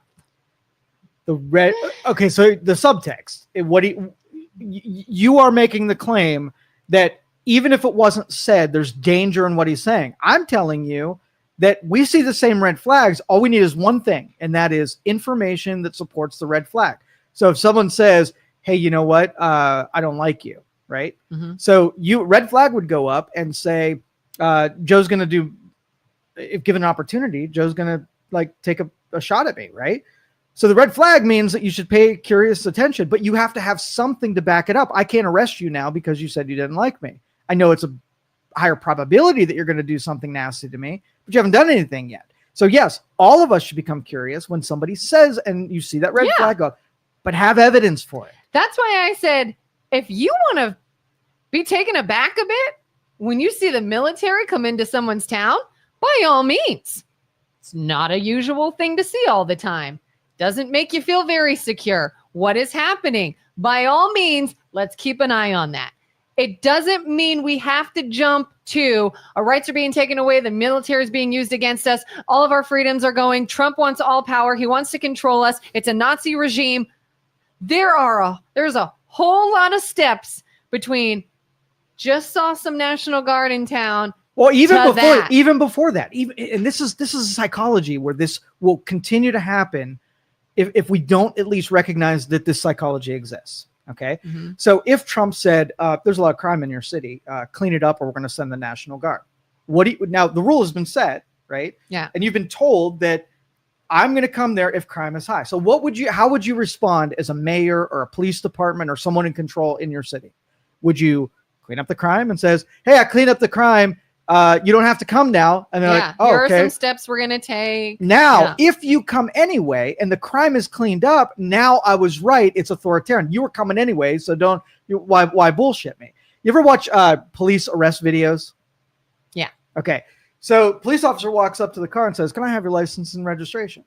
And the person's like, I'm not giving you the license and registration. The cop says, if you don't give me your license and registration, I'm going to break your window. I'm not giving it. They break your window. Oh, I'm sorry. Here's my license and registration. Now, if you asked them, so what happened? This cop just came up to my window and broke my window, right? And the cop's going to say, I told you that if you didn't give me your license and registration, I was going to break your window. Did you give me your license and registration? No. So I broke your window.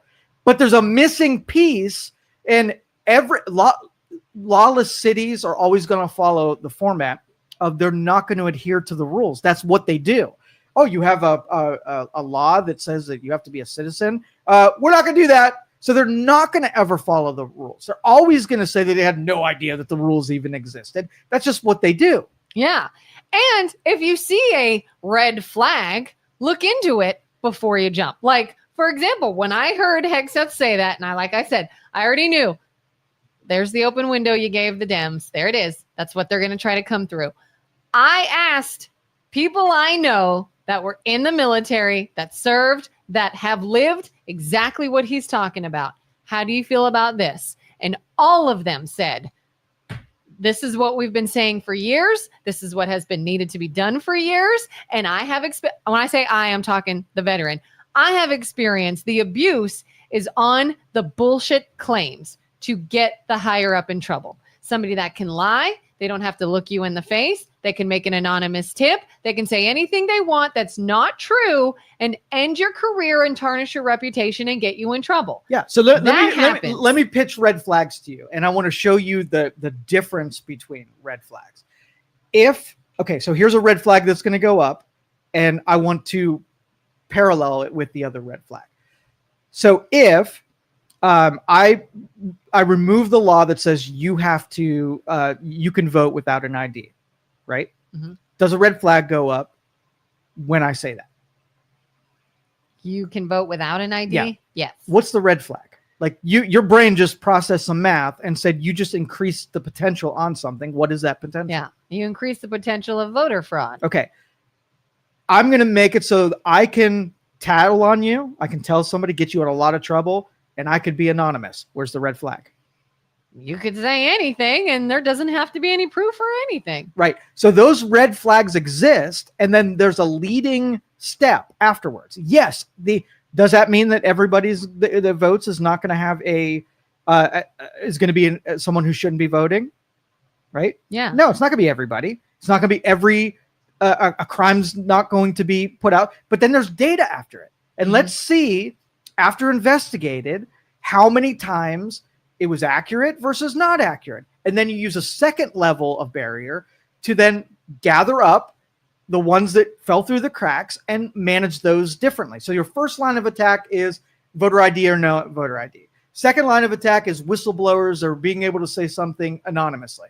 You know that if you give somebody the ability to be anonymous or be anonymous, they're both anonymous examples. Yeah. The red flag that goes up is that people that shouldn't be doing something are going to do it because it can be done anonymously. Yeah, absolutely. Chicken says, we see the red flags and accept that it could be an American flag in just a few critical thinking points. Julie says, the increased militarization of this government is alarming. We have already started sliding down that slippery slope.